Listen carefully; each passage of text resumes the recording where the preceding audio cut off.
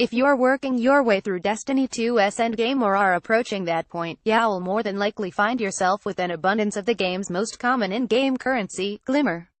While it is somewhat valuable during the beginning of your adventure for purchasing more powerful gear or grabbing your first sparrow, the value of these goods will quickly fall off, and you might find yourself hitting the glimmer cap of 100,000. It's important to make sure you're spending glimmer constantly to avoid hitting that cap, since you'll cease to earn any glimmer at all once you do. And why deny yourself of that situation when you could be spending it on something that could potentially give you a small leg up? With that in mind, here are the best ways to spend glimmer during the endgame to help bolster your power level and get better gear. If you haven't got your head around everything yet though, be sure to check out our Destiny 2 guide on how currency works, and how best to spend each of them. Treasure maps from Cade 6. Cade has treasure maps for sale, and he restocks them every week.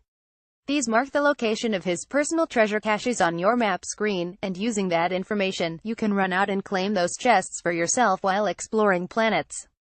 There's obviously a chance of getting legendary and exotic engrams from these chests, so buying those maps is a no-brainer. Just be aware that, as of this writing, a bug exists that impacts these chests, potentially robbing you of any loot. As a result, you should avoid opening them all at the same time. Scouting reports from Cade 6. These items will visually mark the location of nearby treasure cache locations on your HUD, like a checkpoint marker, for a period of 4 hours. There are 4 different types of scouting report, one for each specific planet, and it's very handy to keep a bunch of these in stock. If you think you're going to be spending a bit of time on a planet to do adventures, patrols, or public events, activate one of these and use the opportunity to easily seek out any chests that show themselves along the way. Mods from Banshee 44. Here's the key one: if you still have a lot of glimmer, and you're well stocked with scouting reports, take the chance to buy a bunch of random mods from the gunsmith, Banshee 44.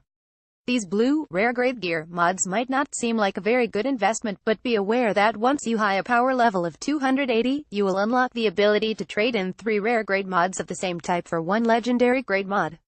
Legendary mods increase the power level of the item they're placed into, provided they don't already have a legendary mod.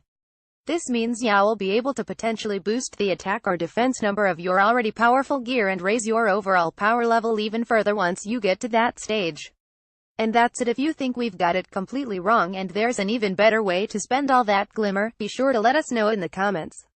For more Destiny 2 guides, try these ones on for size.